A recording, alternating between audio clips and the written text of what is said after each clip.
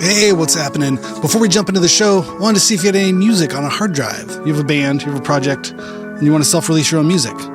Well, there's an easy way to do it. You can go to distrokid.com/VIP/hyphenate and go get your music up on all the streamers. You keep 100% of your royalties, and you can get 30% off by using this code. It's a great, easy way to get your music up on the streamers and share it with your fans, your friends, your family, your mom, your dog, everybody. Everyone wants to hear it. But go to distrokid.com/VIP/hyphenate, HYPHENATE, and send me the link. I want to hear it too. Send your mom the link. Send your dog the link. They all want to hear it too.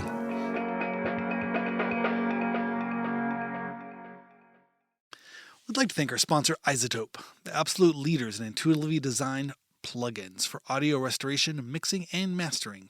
At iZotope.com, you'll find a plethora of tools and suites that will enhance your audio production, whether it's voice, video, podcast, or a full production recording session. Check out the industry-standard audio repair tool, RX11, or the multi-tool mixer plugin, Neutron 5, or the powerful Ozone 11 mastering suite, plus tons more. Go to iZotope.com and use the code FRET10 at checkout for 10% off. That's FRET10 to get 10% off at checkout. And again, the website is iZotope.com, IZOTOPE.com.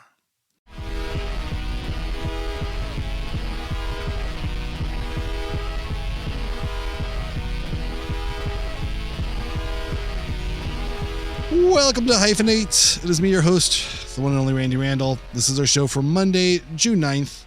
And with me, as always, is the informidable Mr. Aaron Farley. How do you do today, Mr. Aaron Farley?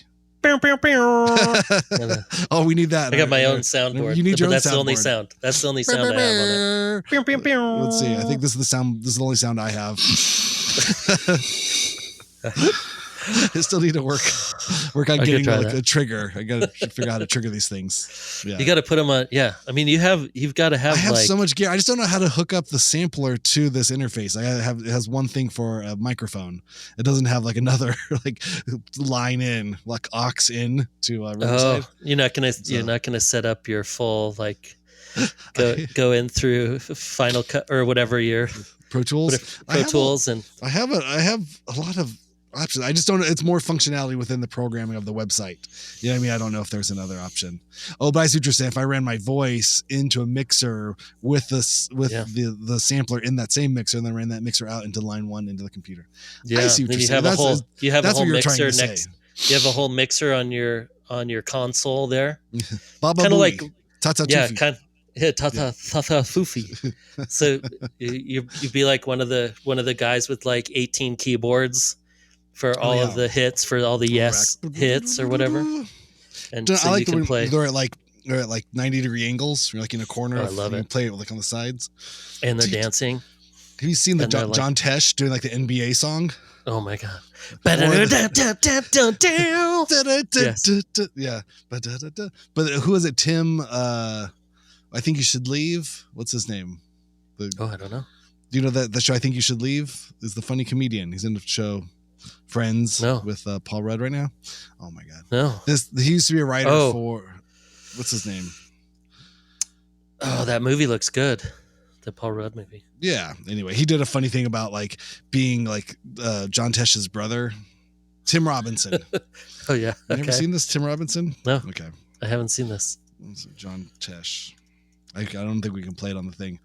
Round Ball Rock. Yeah, this is great. I'll just send it to you separately if anybody else is curious about this. So anyway, like Round Ball Rock, Tim Robinson, and I think what is this? Will Forte as like two versions of John Tesh. I guess that's the name of the song. That's the NBA thing. Oh my God, I love that. We all knew John Tesh as some kind of morning. What was he on? He was like a morning host. Entertainment Tonight. Entertaiment Tonight, Lisa right? Gibbons So evening. And Mary Hart.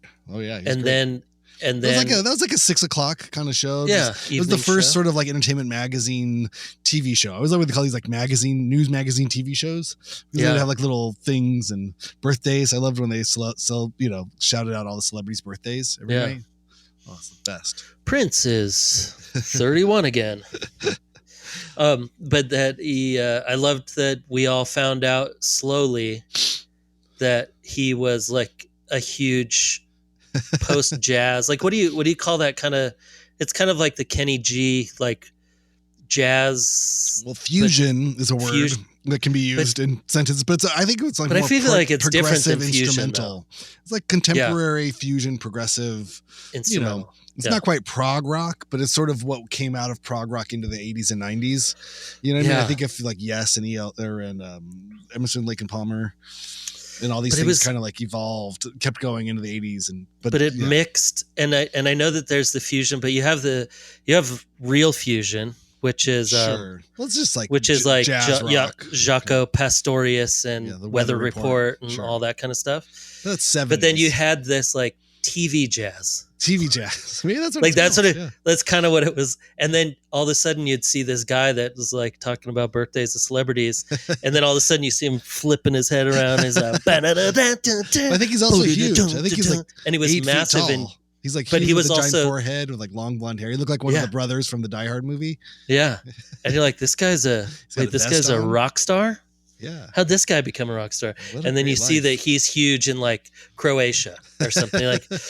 And it was kind of like finding out that what's his name from that your dad had a secret life where he was like playing rock songs down at the bar one town over. You're like, wait, Dad, I thought you were just going to get gas for the car. I didn't know you were going over and doing a whole like a Middle Eastern like stringed sitar band. Yeah. I've just been getting milk, son. I've not been in Croatia playing in front of millions. But it's like finding out David Hasselhoff was huge in Germany, right? Yeah, like that everyone went like, no, that's a joke. And then you see him playing in front of 100,000 Germans. And you're like, I guess this makes sense, but I still don't understand how this makes sense. That David Hasselhoff Knight Rider is also this guy musician. Well, I love this is a great topic. I mean, we're going to talk about Robert Greene and his incredible Pavements film, but I like the idea of when celebrities could be like in bands, but it wasn't this. But it was, I guess, it was always cheesy. But they almost like they had other careers, or like there was this kind of like international like life that celebrities could have that just never made it over to America. You know, we did not live in this kind of monoculture of like online media sharing. You know, like the joke was always like the Japanese commercials, right? Yeah, right. Arnold Schwarzenegger would do like a Japanese whiskey commercial, and it would never be seen Johnny in the States, Depp. so you don't worry about it. But Johnny Depp's another good one too, where I think there was a whole list. There's a whole list of actors who were actually musicians, and their music career wasn't progressing, and they would go out for auditions, and it's like, whatever, I went with my friend to an audition, and then you get booked in a thing. But they always think of themselves first as like, I was trying to start a band, I was trying to be a musician, I thought I was a rock star, and then became a teen heartthrob in a TV show or a movie. Like Johnny Depp, like I think moved to LA to be in a band, and then got cast in Nightmare on Elm Street. Yeah, and then as he should have. There, right? Now he has his beautiful man. Now he has his band where he wears many scarves and necklaces and hats. I mean, once you're known as a pirate, I feel like you're allowed to just live as a pirate. Well, and then Billy Bob Thornton is another one. I think he's just turned into some kind of pirate man. Have you seen him recently? He does the scarf and then the hat on top of the scarf. Right, and he has blonde hair too, right? Didn't he bleach his hair? He has recently? Any hair anymore? Maybe. Okay. I feel like I saw something recently. Wigs. Yeah, it could have been. Maybe it was he showed up in a movie and I didn't recognize who it was, and then I was like, "Oh, it's Billy Bob." But yeah, he plays in like blues band or something, right? Oh yeah, yep. And you know who else? Robert Pattinson. Oh right, of course. Because I photographed him right before the vampire movies came out.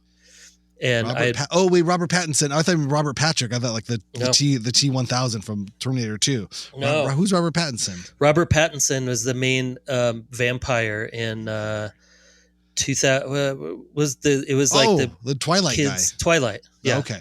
Yes. And I had shot him they interviewed him for MySpace, and Is he British? Shot portraits. No, he's American. Nope. Okay. Mm-hmm. Right. He's like one of those secret British people. Is he? When you hear him Wait, talk, is he? Like, I don't know. I can look it no, up. I think he's American. Keep telling your story. Yeah, you look up if. Okay.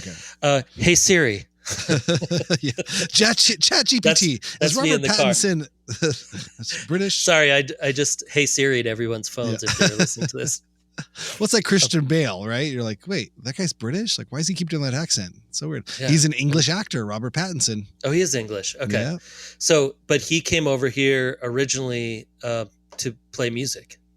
and he had I like had didn't a know that. band and all that. And What? so really, even when I was shooting photos of him, and that movie I was like, oh yeah, there's some vampire movie coming out, and this guy, and Yeah, no nobody big knew deal. it was going to blow up like it did.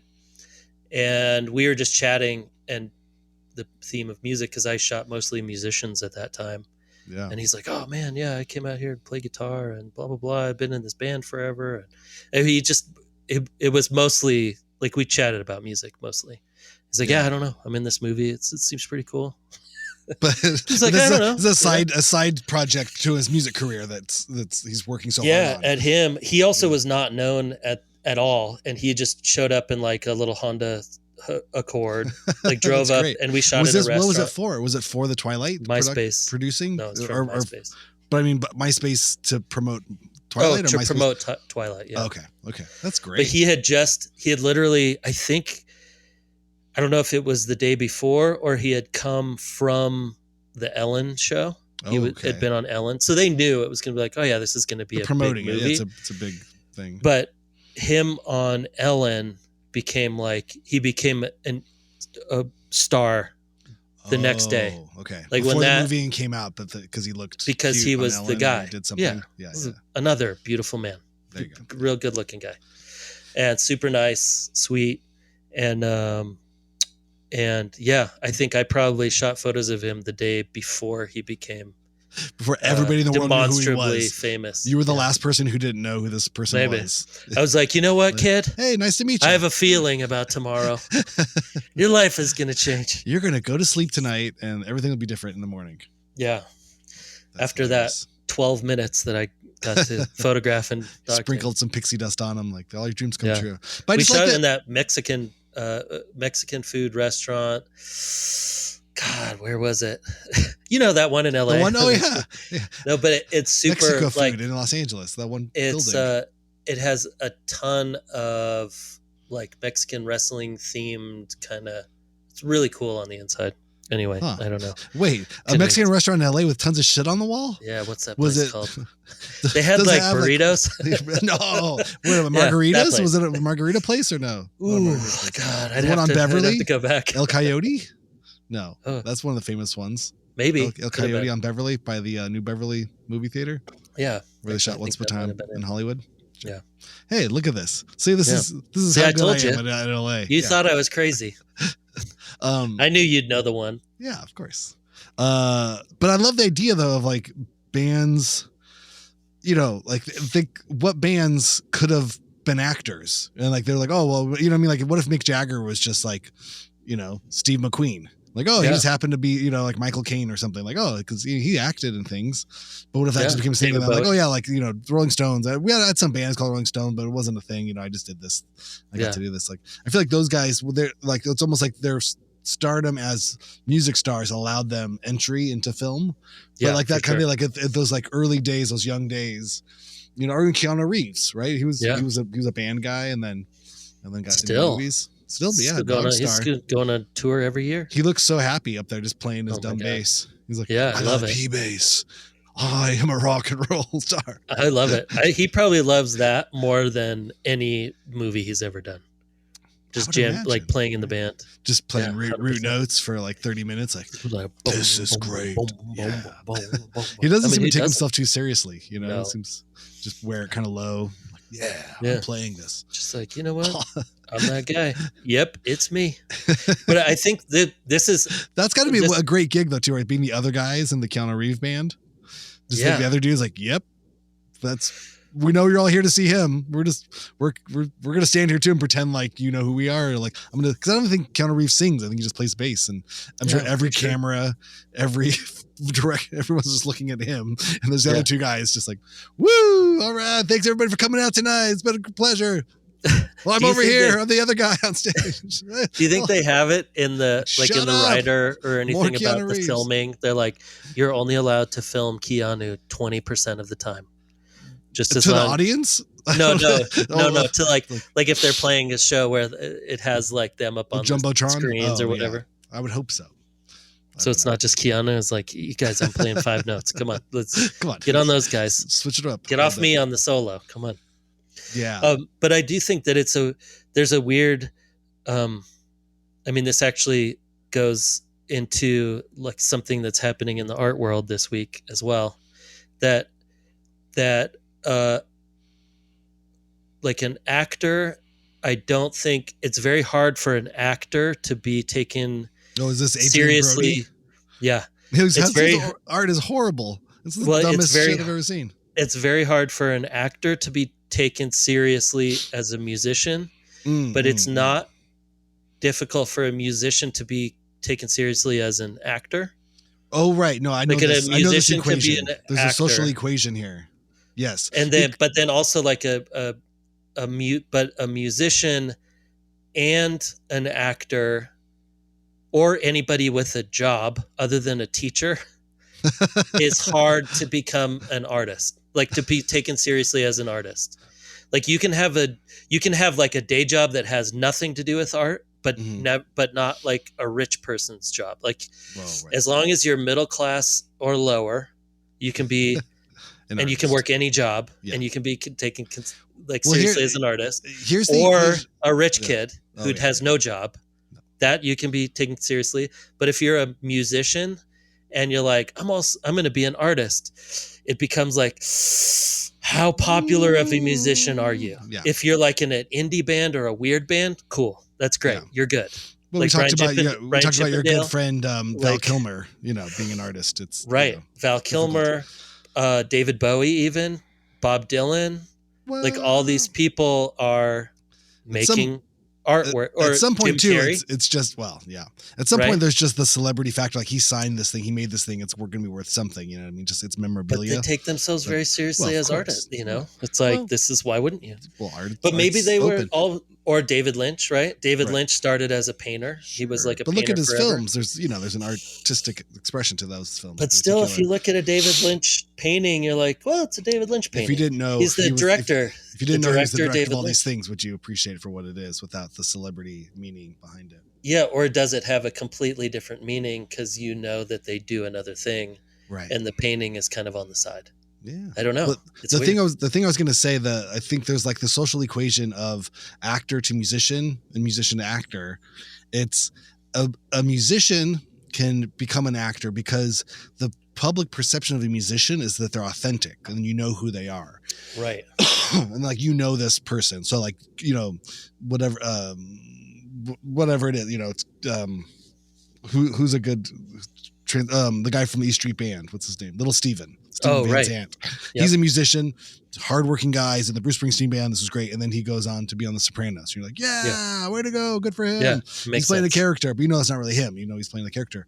But then when you see a celebrity or like an actor become a musician, it's like, well, now they're trying to be authentic. It feels like it's another role that they're playing because we're so used to not taking the actor really serious because we don't think of the characters they're playing on stage as really them. We know that they act and they pretend to do things. So the music is hard. It's hard to take the music serious because it's seen as another pretend kind of thing they're doing. Like, they're just playing at being a musician, like just like they pretended to be a hitman. Like I don't take what they do on screen seriously. Like, even if they're good and you like them, you still know like, well, he's just pretending to be a musician or to be a guy on holding a guitar.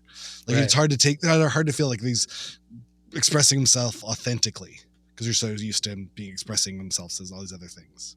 That's my take. That there's an authenticity to the musician and then they can turn that into a character on TV, like Chris Isaacs or whatever. I don't know.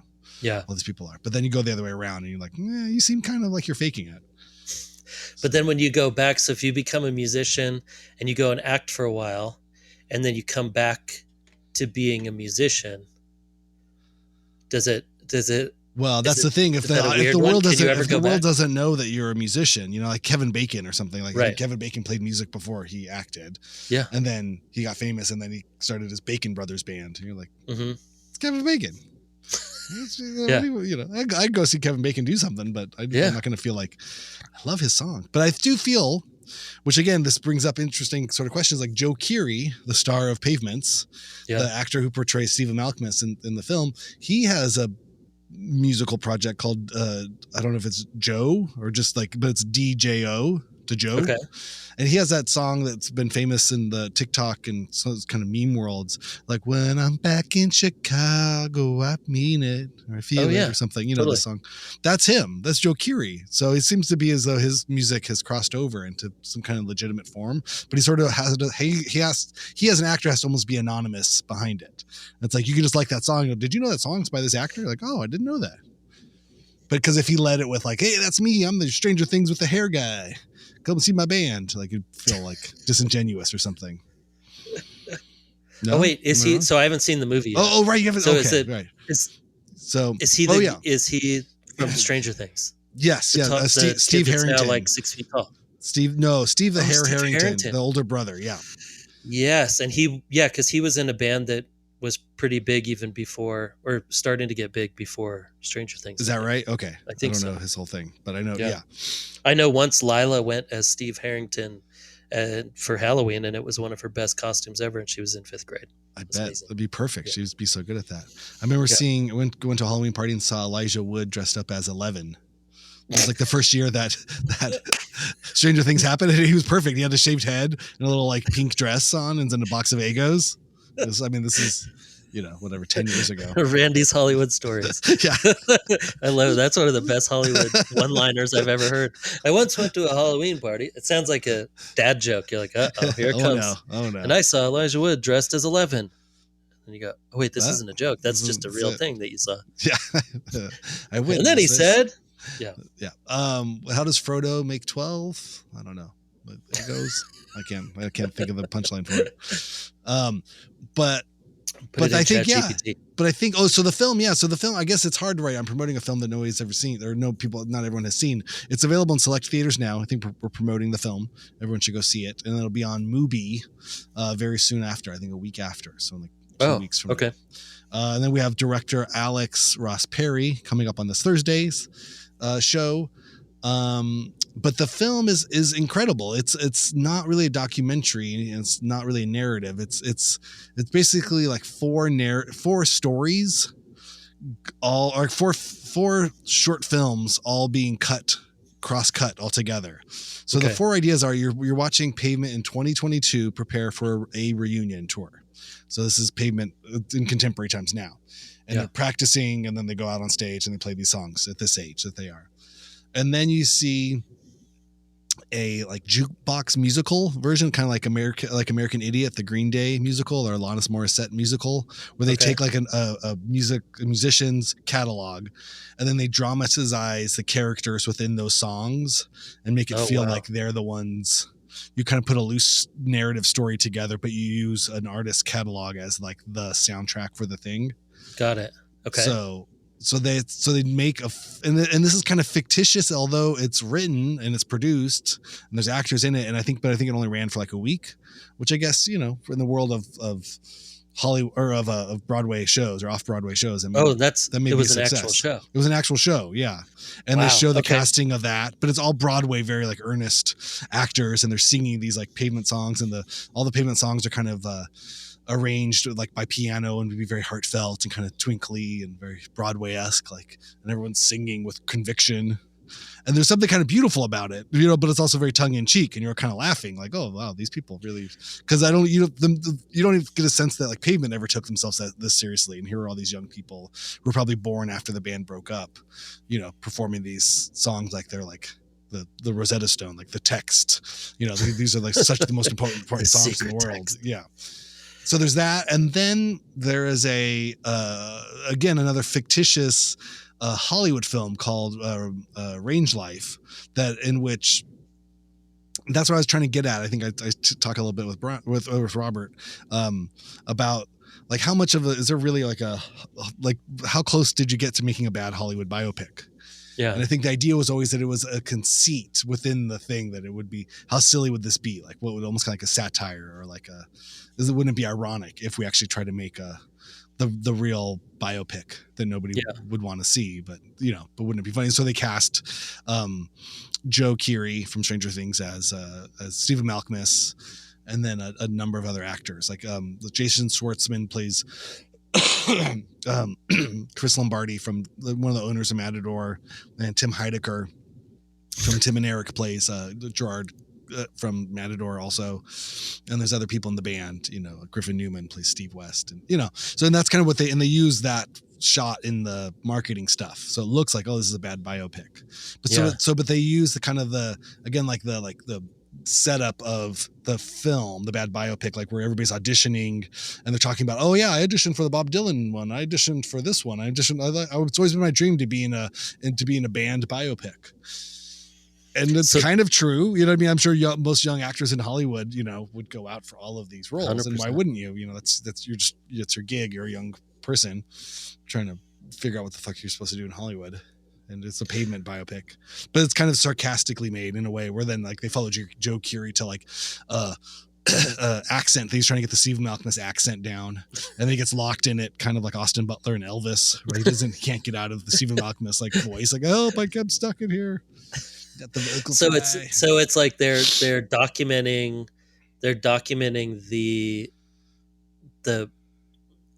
the idea of them trying out for the role of the biopic, and then are they actually showing parts of what was shot during the fake I think there's only about there's only about like 20 minutes of anything that was actually shot as a thing, but we'll hear on next week's interview with Alex that the director, he said, that they spent a lot of money. It's well lit. It's on 35 millimeter film. It's a hard thing to shoot. Wow. It costs a lot of money to shoot those little, and they're just kind of they're put in there sort of as a joke or as sort of a punchline to this whole thing. But it was intentionally written bad and performed bad, but it was all shot very well. It was a very expensive, bad, ironic sort of thing, like kind of like the Weird Al biopic. Did you ever watch that? Oh yeah, where it was like the fake biopic, but it was, you're like, is some of this real? Is some of this like really his story, or is there a story? Is there a Weird Al story? What's the story? Oh, the end is like, it gets more and more ridiculous as it goes, and you go, oh my god, wait, this whole thing has been a complete joke. Or but this is sort of the Gen X culture. How does Gen X, the generation that never cared about anything and satirized everything and nothing was ever precious, and Nuke the Whales, brought you the Simpsons kind of stuff, which is, it's all satire, nothing's taken serious, nothing means anything generation, but now they're nostalgic and they're old. And they're trying to document their culture in a way, I feel like there's a lot of culture there to be mined and to be nostalgic about, but how can they do it without just shitting on it the whole time? It's like, it wouldn't feel real if it wasn't lampooned or in some way like, grappled with or dealt with in a sort of unsatisfactory sort of way. It's sort of the only way to sort of like commit the Gen X nostalgia is to sort of take the piss out of it a little bit as you're feeling nostalgic about it. Yeah. I mean, it's interesting you bring that up, because just even thinking about it, it really does make me think that Gen X is the last real nostalgic generation, because why? Finish your thing. Because we ended with the internet. And so the internet like compiled everything and took time away from everything. So now like time doesn't really exist in the sense that like when you find something like music or movies or anything, it's all on the same box, and it's all in the same place. Like everything is on your phone or your computer.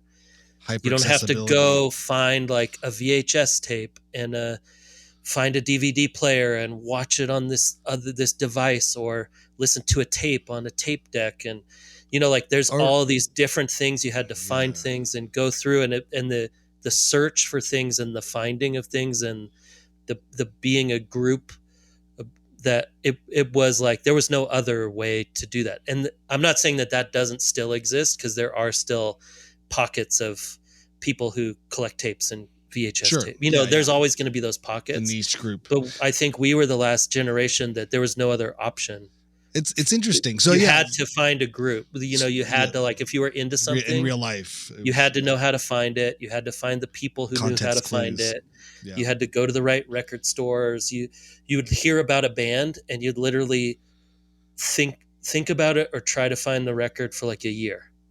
Right. Like I remember I've told this before, but like hearing Blonde Redhead, like at my friends had a 7-inch and I was like, Blonde Redhead, that's a great name. I love that band. And then like 6 months later, I'm like, I don't know. I'm not good at finding, I don't know how to find these albums, or I didn't know where to find the records or whatever. And then you'd be at someone's house and you're like, oh my God, you have Blonde Redhead. Oh, I'll make a tape for you, you know, or whatever. I'll put it on a CD, or I'll like, and there was this like, oh yeah, right. Okay. I found it. I now have it in my car, and it will now be in my car for 6 months. Yeah. You know, in my record sleeve thing that I have like 20 CDs and my little black case, and it's going to be in. Which record did you have CD of theirs? Do you remember? Well, it was the first LP. The Butterfly was Melody of a Certain Damaged Butterfly? Yes. Well, that was there were like 5 records in by that point. Oh, totally. But what do you mean the first CD? Like, that was the first one when I found it. But, got it. But before that, it was like, I don't know, some 7-inch. I have no idea. Okay, yeah. I just that was heard the first one you got, right? But the first one I got was like, oh my God, I got the CD. Yeah. I have the, you know, other than someone just like giving me a song or something like that. Yeah, I think that was their last Touch and Go record. Also, then they went to a major label after that, and then a different label. Yeah, and this was all before. Once I got to LA, and then I knew Travis and Aaron and Dean, and you know, then we just had stacks of out. And we're like, oh, these are the guys. Now, if I need anything, and then also the internet was there now. Right. So the world is changing, but everything got. But I do feel that we also had that. It was becoming at the middle or beginning of the 90s through the end of the 90s. Things were becoming like starting to come together, like Lollapalooza and like rap and rock, you know, and metal and like all of these things. Everyone was going, oh, maybe these are all kind of the same. Like maybe punk and metal don't have to hate each other. maybe I can start a rock band and rap at the same time. No, but I do feel like you're saying though, also it was the slacker thing and the like, this sucks, man. The 70s sucked and everything sucks. And it was the Reagan rebellion because Reagan screwed everything up and made, you know, and the disassociated or the disillusioned hippie movement, you know, that their parents were part of, you know, and you sort of see the fallout of that and the burnout and the drugs and exploitation of peace. Well, and so many of the hippies felt bad about the 60s and became like super born again Christians in the 70s. Yeah. And so like after that whole 60s thing, like within 5 years, like everyone became Republicans and started churches. Not everyone, exactly. Radical right. But then the kids of that started, see that like, you know, you sold out the ideals of like rock and roll and free love and drugs, and then so, you know, they embraced it in their own kind of, you know, Jane's Addiction sort of, you know, whatever heroin grunge sort of lifestyle. Like this was how it was supposed to be. And that sort of burned itself out. But the thing I will say though, just the nostalgia is I feel, you know, it's you identify as Gen Xer, is that right? That's where you're in. Okay, so then because you're right on the cusp. I'm a cusper. Yeah, I'm the zennial or something. Yeah. Where it's funny. I think all my my brothers and all my friends were older, so I kind of looked up to the older Gen X sort of thing. Mm-hmm. But then the younger generation than me, you know, the millennial thing, I feel like that's all we see now is like there's tons of like, you know, nostalgia. The millennials are now all are entering their 30s and that kind of burnout sort of nostalgia phase. So it's like the Pokemons and like the Jinko jeans and like all the dumb stuff that was in the 90s of their childhood. Yeah. But see, that was I guess I think of that was when I was in college. Right. Right. So then that would have been like millennial, like high school and middle school. Well, yeah, right? But I think it like gets scarier too, because then you get into like then the 2000s and the Britney Spears and the boy bands, and you know what I mean. My oldest son listens to Eminem, and those were, you know, late 90s into 2000s, and so I think nostalgia will always have something, but it's an interesting idea. I just think every generation has their own sort of character, and it's interesting as that, you know, as they look back, like I think this is the thing we're seeing with a film like Pavements, is how can this aging Gen X culture be nostalgic and be wistful and mournful, you know, which is a very earnest sort of thing, very hard on your sleeve sort of feeling to look back at a time when there was never, it wasn't cool to be earnest. It wasn't cool to give a shit, or it wasn't cool to like care, you know. Right. And so then, but now they care, and they're looking back at these things that were, it's like, oh, but that's lame. Like they'd make fun of themselves for being so, you know, like what, you know. So there was this meta sort of narrative, I think, within a film like this, and like even like a Weird Al, or, you know what I mean, I think there'll be more that will sort of come from this like new nostalgia of the 90s, and even later, you know, I mean, where like that ironic detachment doesn't necessarily lend itself to a clean you know, band biopic, Right. like a Queen film where they like obliterate a timeline and nothing ever really happened, and the characters just talking like, wow, I'm going to start a band. My name is Brian May, and I'm going to play the guitar. Yeah. And I think Dad, you help should me play make a guitar. Yeah. But it's just the warmed over dog shit stories. But then you just like feed like a Wikipedia to actors' mouths. Like, okay, every actor just say your character's Wikipedia page one at a time. Like, wow, look, we made a biopic. You know, it's like, here comes the riff. And you go, oh my God, that's how the riff was made. Yeah. So I think they were conscious about that when they were making it. Oh, the last narrative is also that there's an art show, which I think was a legitimate type of art show, again, to promote the Pavement, you know, box sets and stuff that were coming out, but where they staged it in New York, where there's all ephemera and lyric sheets. But even that's like kind of tongue in cheek too, of just like all the stuff, you know, like that they collected from Pavement over the years. And so there's a chance to look back, but then also, so you see that kind of art show coming together and what goes in the art show and what doesn't. So you have the rehearsals for the reunion, you have the Broadway show, you have the Hollywood movie, and you have the art show. All four of those short films, you know, kind of playing on top of each other, mixed in with archival material of the like, you know, someone like Lance Bangs had shot of the band in the 90s playing shows, and then they're spliced with interviews of the band, you know, whatever archival interviews they gave at the time, like old interviews. Yeah. Oh wow. So it does have old archival footage too. Yeah.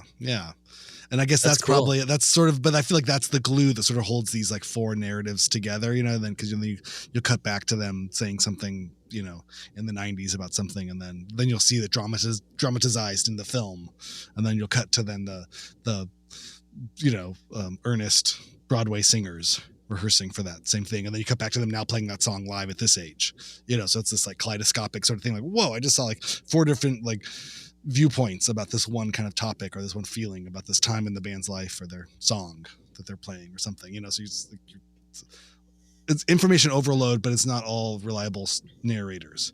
They're all sort of untrustworthy narratives. And which one's telling the truth, which one's lying. I do love it though, because it's cool because I didn't really thought about that, but it is cool to think about what our generations will look back on, because of that earnestness. I think that we all had, even at the time, to not trust the information, or like, you know, because of the 60s and then the 70s and like, hey, everything's going to be great. And then, you know, of the 60s, and then you look through the 80s and you're like, that wasn't great. And then the 90s started again to have that kind of hippie-ish vibe of like, no, we can change things. We can change things for the better. We're going to work on this. We're going to like, music is going to come, you know, like there was this like, no, music is changing things again. Music is really important. Like after coming out of the 80s of being like MTV, whatever, pop songs. But there was this kind of optimism, and then all those dudes died. You know, right? Like from drugs and from suicide and from all these things. And then everyone went, oh God, we're going through this again. Really? And I think that just like plummeted everything of like, yeah, maybe this isn't changing. I don't know. Well, I think it's interesting. And it's a point of view that I guess I haven't really think seen. Looking back on those. Oh, sorry.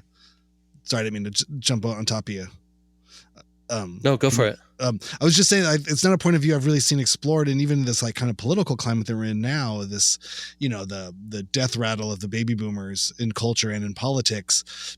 it's really the denial of the Gen X voice, or the refusal to have a voice from Gen X within like the greater culture of whatever exists now, and even in the political sphere. Like, where are the great, 50 and 60-year-olds senators from the Gen X generation? You know what I mean? Where these voices were, because it wasn't cool to care. It wasn't cool to be into stuff. You know what I mean? There should be a radical, cool cultural figure like a Stephen Malkmus, or like, you know what I mean? Or Kurt Cobain or something of that sort of thing that was like influential then, or that came of age at that same time and learned from that, and then rallied their communities around political issues. And maybe I'm wrong. Maybe I'm oversimplifying it, or I'm just caught up in the bigger, cultural narrative, and I'm not seeing the nuances from it.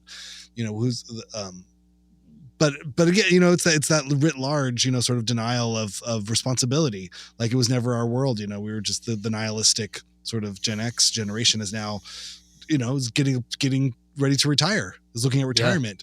Yeah. And it's like, okay, well, what happened? Where are we? And, and then the millennials underneath are kind of just like what the fuck is going on? The world's burning. These old people never let go of the controls. They never retired. And then the Gen X is just, coming into their own life. Like, well, it was a good one while we had it, but we never had a chance to take the wheel. We never really got our moment to run this place. We were always being kept in the passenger seat, infantilized by the older generations, and in a way with their own passive aggressive sort of like culture. Like, well, okay, we got this, or we got Jackass, or maybe that's more the millennial thing, or whatever, but producing these kind of like moments of just sort of like, whatever, like we could tank the whole traditional media. Because it could all just go streaming. It was a little bit of that, like get what you can, and sort of, it's in a way, I guess I'm just saying, looking at a lot of the culture as like the product of that aging Gen X sort of stance. Like, what was there what are we doing? What are we believing in? Totally. Just burning it down. It's like, kind of, right? It's like, I don't know. We've got like Limp Bizkit. We've got NWA.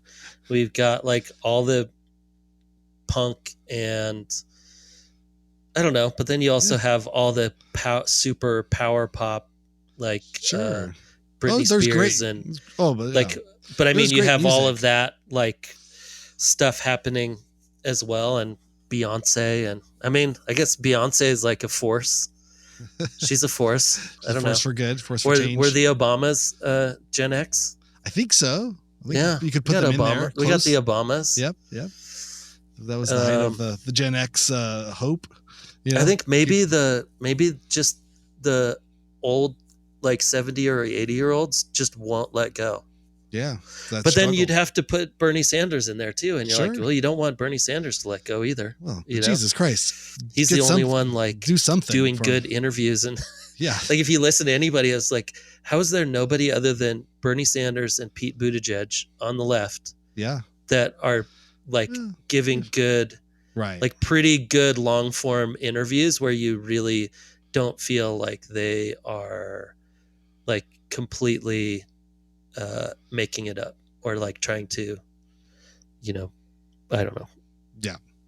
It's interesting, but again, just culturally, even get out of the politics of it, just culturally, like we're seeing something new. I think from the Gen X nostalgia, I think is a new sort of phase.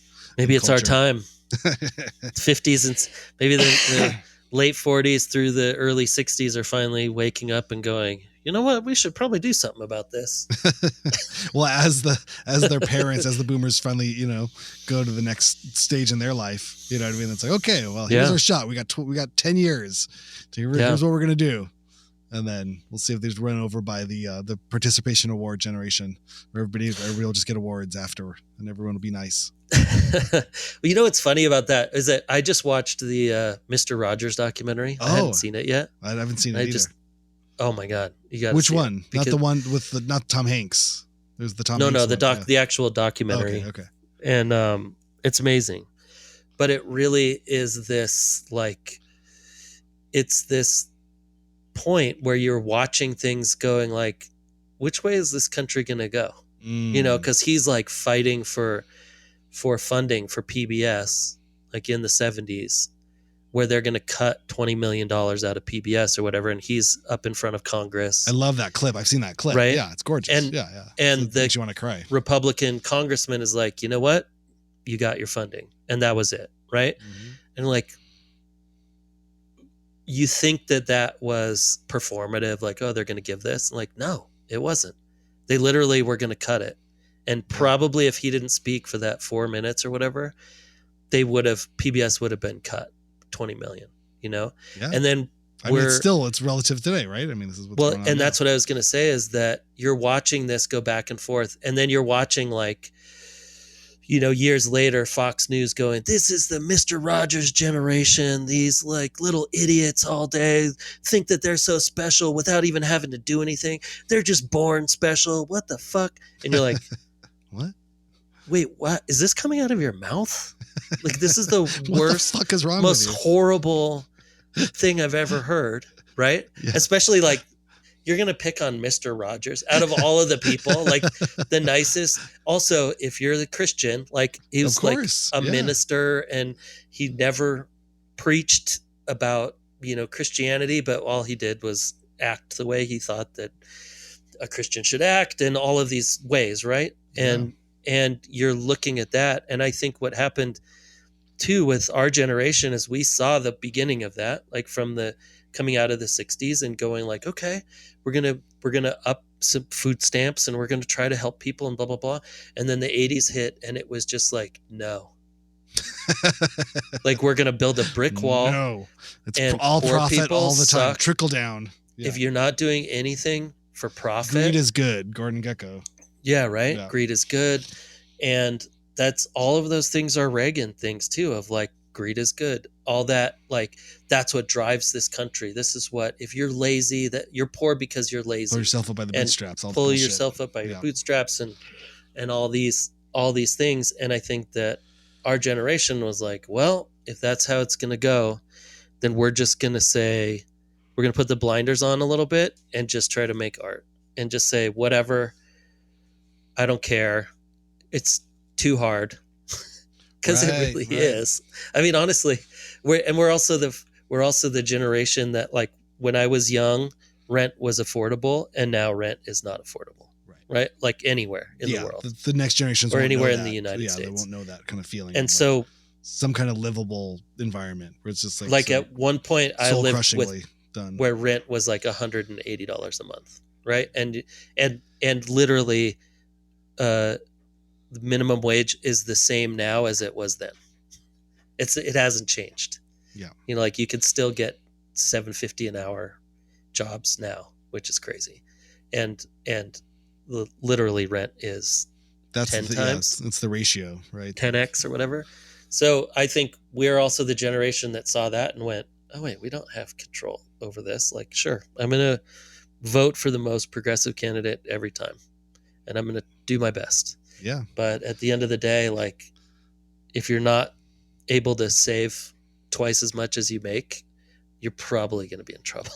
It's interesting. Yeah. I mean, it's like the culture of like personal expression, and instead of a cultural like a larger sort of cultural expression or a larger sort of community value, it's the personal value, which is sad. Cause again, it sounds a lot like that kind of Reagan-y sort of things. It is, but it's the thing, I get, it's kind of dealing with the cards you've been dealt, I mean, at what point you're not really shaping the world, you're just living in it, versus having those kind of like post-war reshaping the economy and reshaping all culture to revolve around America as like the most brutal and gnarliest countries. I mean, like we dropped the bomb, we won, we control culture, we control finance, we control everything. That's sort of the post-war baby. It was the conditions in which the baby boomers were then brought in, and then not to say that it was all easy, but there was this idea of sort of like remaking the world. They were the children of the new utopia, right? But they got fucked on Vietnam. They got fucked on the gas ration, oil crisis, and the this and the I mean, it's hard hard talking in just these large generalities from it. Yeah, but it's different. That the question of like, well, what do you want the world to be? Go out there and make the world what you want. And it's like, trying. Like, how? Trying. this interest rate and these constant economic collapses are really making it hard to really get ahead anywhere. It's like as soon as you get a savings together, the market crashes and the 1% get richer, and everybody, the middle class is being pulled under attack. There's the middle That class says coming my to get cat. you. This is the middle class. Yeah, my This- big fat. My This big is fat middle what- class. This is what the CEOs all look like. The fat cats. We're talking about the fat cats. He's We're like, talking why about are you you." talking about me? This interview's over. Yeah. It's like, cut the plugs. And for those of you listening, yeah, Aaron Farley's a large tabby cat just fell on the screen and into his lap. Yeah. All he saw was fur legs coming down. It's basically the size of a bobcat in the middle with a regular sized cat's head. Yeah. Tiny cat head. Yeah. No, but I think that this is a perfect, I mean, from what you're describing of the movie, I think that this is also, I mean, it's pretty timely because I think that all the kids now, they take things so unserious that and meta in so many ways that I feel like it is, I think they get the, like people say like, oh, they don't care about anything, these kids nowadays, but I do think that they have a huge bullshit detector. And they have a big bullshit detector, and they're like, yeah, no, why am I doing that? This is stupid. Like, yeah, why am I here? You're fake. This is fake. Blah blah blah. And you're like, yeah, you're not wrong. I almost get the sense that there will be some kind of like not to be a predictor of bad news or something, but it feels like whatever this Trump sort of dumpster fire, there may be one more big meltdown before this whole thing's over. Yeah. And then out of those ashes might become what our kids' generation is. Yeah. Where they see, they'll have that opportunity hopefully to build something for themselves. Well, I think there's like us and the millennials never really got the chance because it was, Gen X millennials. And it was like, yeah, we were into that cultural sort of chokehold in so many ways that if this whole thing, if whatever happens here with these old guys finally just, erupts or peters out or whatever they do, but once it's gone, hopefully there'll be some kind of new utopian idea.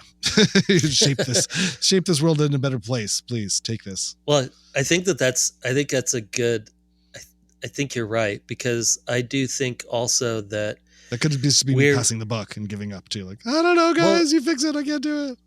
Well, but I also think I'm tired. I'm just tired. Yeah, exactly. Right.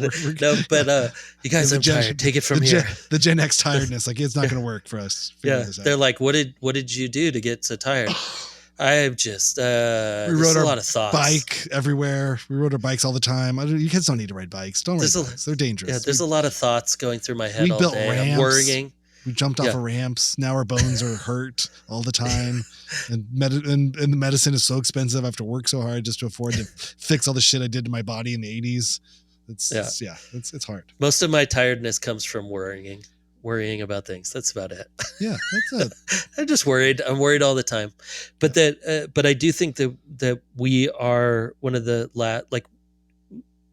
we're still of the generation that has those original beliefs, like those post-war beliefs were kind of put into us early of like, no, the white picket fence thing and the buying a house American and dream. All of those, the American dream stuff. And also fought for democracy, fought against fascism. This is what, people sacrifice their lives for the right to have free speech, these kind of we're very young American ideals. Yeah. And I mean, the Vietnam War was only 3 years before I was born. So it was like, that stuff was still real when I was a kid. It was like those like, no, we were battling communism, all of that stuff. And I'm like, okay, I guess how do I find a book on communism? Well, you got to go to the library. Where and now I feel like that that the kids were not brought up with those old school kind of American beliefs anymore, that those beliefs are different. I don't know what those beliefs now are, but I do think that money, technology, invent an app and get rich. That's what I think, we've supplanted, this idea of like community involvement with personal gain and With money. influence and YouTubing, and you know, you got to get out there and get your own brand, get your bag, give your flowers, get your flowers. Everybody get their own kind of personal sort of like, you know, ego gratification instantly online. That's the hope of what you can do. You know, maybe if you work at this video game really hard and you post a lot of videos, maybe one day you can get 1 million followers and then you get an energy drink. Yeah. You know what I mean? But it's very different. But I do think that there is like that, whatever that thing is right now is not working. Mm-hmm. You know, whatever was created from this like tech bro, which was, it's very crazy how quick the shift went from technology companies being this like, we're going to bring everybody together and social media and Everyone has like, a voice, a democracy. Only like 10 years ago. Yeah. That, and the whole right was like, oh my God, these left liberal big tech companies are ruining They and co-opted it so quick. It switched so fast. Machine. Yeah. To be like, wait, Facebook is working with the CIA or whatever. Like, yeah, sure. They always have been. Oh, wait, what? Your what social happened? media is not private. It's not free speech. It's, you know, it's controlled and it's owned by large corporations. It can be, you know, requested, all of your photos, all of your things you've written, you know, in a public form, or, you know, belong to the company, and they're available, you know. Yeah, exactly. And that there's no, and then, you know, now that everything is like, no, we've been trying to make this new digital government, and it's not a government, but it's going to run things. And then you go, oh, wow, this happened real fast. Yeah. But what I think is that hopefully the younger generations are like, yeah, I'm not having this or whatever, you know? I mean, even like I looked up a thing yesterday with this, like some ICE raids in, I don't even know where it was, Minneapolis or whatever. But then people got wind of it, and people inside, I think, talked about, you know, said, put it up on Reddit or some secret board or something.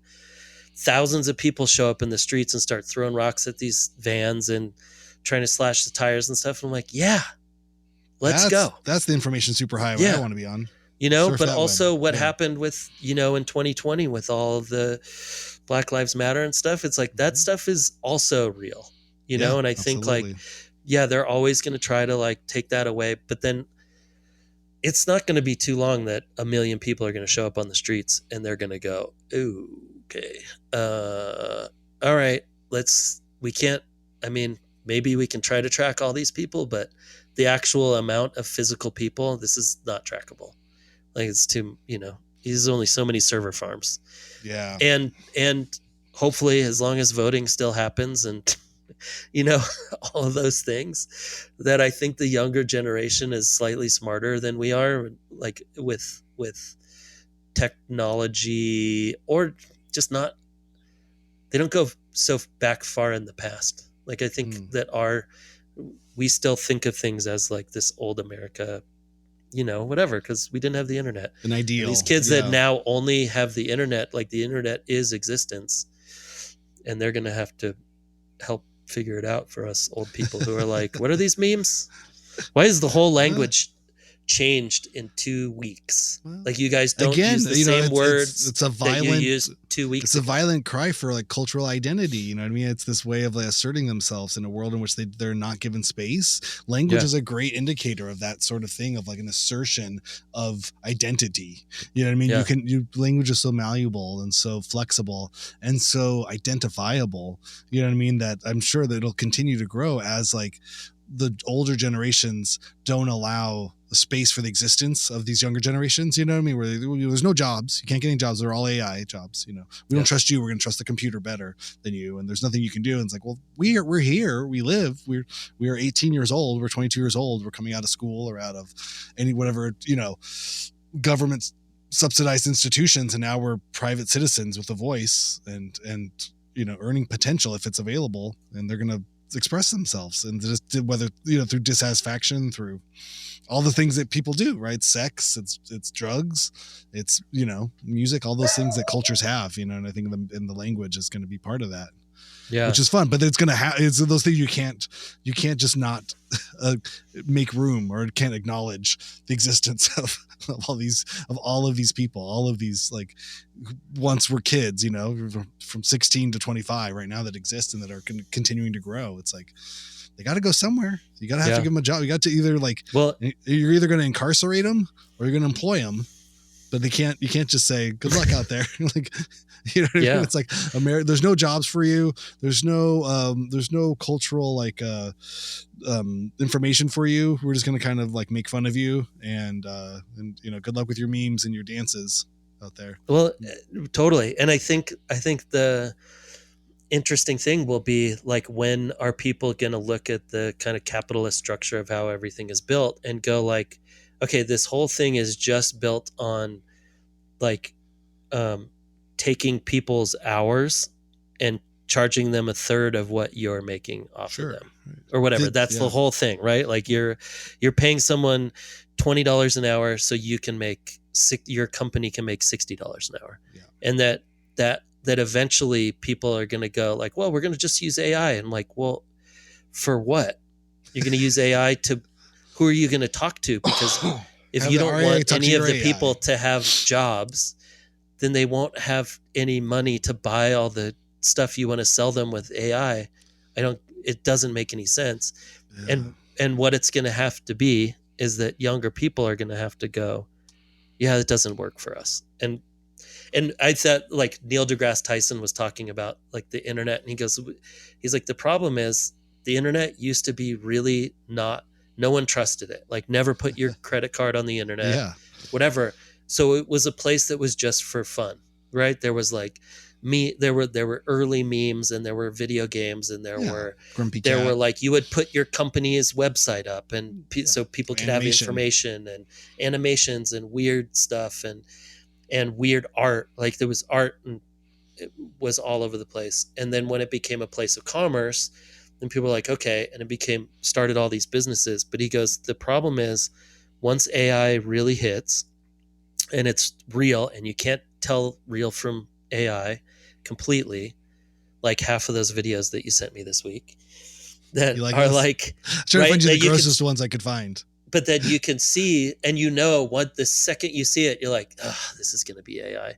People don't want it because they look at it and they're like, oh, this is fun for like a week, and then they're on the next thing. It's the trend, and it's a trend. And his idea was that he's like, the problem when you can't tell the difference, that the internet itself is going to be untrustworthy again. And he goes, but that's not a bad thing, because then it's just going to be for fun. Yeah. And you're going to see, like, cat videos, and you're going to see it just be like, oh, this is like a new TV. Like, you don't interact with it. It's just like, I'm going to go on and just watch a bunch of stupid stuff. But, like, then you're going to have to find a different kind of job or whatever that doesn't have to do with being taken over by AI, which who knows the thing that just struck me as we were talking about this is, it's, you know, a term came to my mind, was like the digital service generation. You know what I mean? That where it's like really the majority of employment opportunities are for people to, you know, deliver Amazon packages, deliver the food, drive Uber, to work for these digital companies that need some kind of capital labor. They need humans to actually do the physical part of the job, where all the money is created on the website. All the money is exchanged on the website. The people themselves never touch money. The employees never touch the money. The website makes the money. You go to the website, you pay your money to the website, and then you have to have humans actually do the job that the website says it's going to do. The website didn't do a job. Maybe it sold the thing. Maybe there's no sales positions, but again, that's supported by backend and people, you know, uploading photos and whatnot. You know, there is a sales component to maintaining a website, but the majority of that is, it's all delivery, and it's all, you know, the jobs that real people have to do. That's, you know, and so it's the whole, you know, it's like, oh, it was so free. Just showed, you know, just showed up, free delivery. It's like, no, that was a person. A person made minimum wage, just sweating their balls off, driving around all day long, dropping off your deodorant that you order online. But then when no one has the money to buy the stuff, then but that's the thing. Well, they make enough. You know what I mean? Well, they make enough. So it's sort of this like service generation where they're serving the older people. You know, and it's like, well, this to making the older people's lives easier. But at one point, it's like, well, when do they make their lives easier? How do they get a piece of that? You know, and it's like they got to spend their money at the company store to get their own Grubhub. You know, like you drive for Grubhub all day delivering food, and then do you call Grubhub when you get home and have somebody deliver it to you? Yeah, I would take a little bit off the top, like accidentally buy a little bit, a little extra gummy bears. Right. But again, and then they're buying food from minimum wage people at McDonald's, and then they make minimum wage and they deliver it from McDonald's to the person at home who's got a job working on a website, selling McDonald's to someone else. So, you're the marketing person, so you work from home, but you can't go out to get your food. So you make marketing for McDonald's to buy McDonald's to eat, and it's this like chain of. It's meta. Are you calling our economy a meta economy? Well, now it's so associated with Mark Zuckerberg. I don't want to say anything's meta anymore. I think he killed that word. He stole that word. Yeah, I won't use meta for that anymore. It goes beyond that. I think to I don't know. To some kind of benign dystopian service economy. You know what I mean? That's it. We're not we don't have factories, but we just have service jobs to provide service for other people to do other services. Well, that's what Donald Trump is trying to bring back, Randy. Hey man, he's trying to bring back those service. I mean, those factory jobs. But that's the thing, though. If he was actually doing it, if he was doing it in a way in which they were doing it before they all got shipped out to other countries, where it was all unionized, and you had healthcare plans, retirement plans, and you took care of workers, and there was an OSHA overseeing everything to make sure these were healthy, safe environments. And everybody was paid above minimum wage and a livable wage, and they had protections, and they had collective bargaining agreements, and they couldn't be taken advantage of. There's, all the products would cost, would cost $14 million for an iPhone made in America. But, that's just what that's the kind of, I think there is something, the check is being called on slave labor. And manufacturing. And I think that's the other thing that Gen X and us the millennial side of things we've lived in a fucking bloodbath of product and technology development that has been built off the backs of slave labor in Asia. Literally our 100%. Clothes, all the clothes we're wearing were made, and there was a call out of that, I think, in the 90s. Again, there was sort of the bleeding heart sort of side of Gen X being like, this is fucking wrong, like boycott Nike, boycott all these things. But again, you know what I mean? It was that sort of thing of like, we're trying, guys, and we're like, the world you're giving us is a really fucking dark place. And so what are we going to do? We're not going to wear clothes. You know what I mean? It's this agrarian society. What is the answer to this? Because again, the money was just too good to exploit, cheap labor across China and everything else. And so, but it can't, it's not sustainable. It's not sustainable for China. Those are human rights violations. It's not sustainable to all the, you know what I mean? I think it's this global issue. It's a global manufacturing employment issue. We'll have to get called. We'll have to get, something should be done. You know what I mean? It's we're all guilty of that, and I think that's the sort of the darker secret of this kind of thing when you say, oh, well, factories in America. Well, it's like, there's a lot of details that could work, and it's had worked in the past, but there's also a lot of exploitation and a lot of fucking blood and a lot of fucking horrors that have been perpetrated on both sides. The horror didn't go away just because they left America. We just shipped all of our horror manufacturing to, these other poorer countries, and they were happy to take it, and they were happy to take all the trash and happy to take all the toxic chemicals. You know what I mean? It's not like we made the environment that much better. There was an effort to, and there's lip service paid to it, but that's in America. You know what I mean? When you got to like actually realize, well, all this stuff you're buying is coming from here. So you were an integral part. You were the consumer of toxic waste dumps. You go, yeah, but it's cheap. It's cheaper this way. Even electric cars, all of the shit. You know what I mean? That's like, we haven't really figured it out. Those are bigger questions, and I guess that's the stuff I would kick the can down the road a little bit, to the next generation, because here we are. We're trying to just convince people that science is real and that medicine is real. You know what I mean? We're not even getting into the bigger social issues of the stuff. We've gone back to some Black Ages kind of shit, like don't drown the witches in creeks. We're doing, and they're like, well, garbage with this. Can we rethink that a little bit? Maybe we should drown some witches. Can we appoint the witch drowners to some kind of head of state thing? There seems to be a witch. We need more witch drowners in the White House. Yeah, put them right next to the 22-year-old who has no experience that I'm going to put in front of in charge of this other agency. Yeah, we've elected all the foxes to look over the hen houses. It's official now. Foxes, but they're not even adult foxes. They're like little kids. Yeah, which is a fox is called a kid, right? Or no, that's a Fox goat. News. I don't know. They're all Fox Newses. A young goat is called a kid. Oh, there we go. What is a young fox Who called? knows? Hey, young fox, you're foxy. I don't know. Hey, foxy lady. All right. Well, again, more stuff I'm glad died with generations in the past. You know what I mean? You got Me Too. You got misogyny. Hopefully, yes. Going the way of the dodo bird. I mean, all these things. I do think that in the end, we're taking care of like things one by one a little bit, and unfortunately, that makes the economy or the moneyed interests go crazy, and then they double down on the other side of things. Like, this is getting too much. We got too many kids going to college and learning. Like, even when they say colleges are liberal places, and we're like, well, colleges are a place where you're supposed to be kind of accepting of new ideas and learning about new things and tolerance. Like, I know this is horrible. You're like, we have this whole turn the other cheek philosophy over here. Like, no turning of cheeks. This is what you teach like grade school kids, right? Like, to be tolerant and to learn from each other and be kind. And like, what is it that when you get older, cultures? They go, no, that was all bullshit.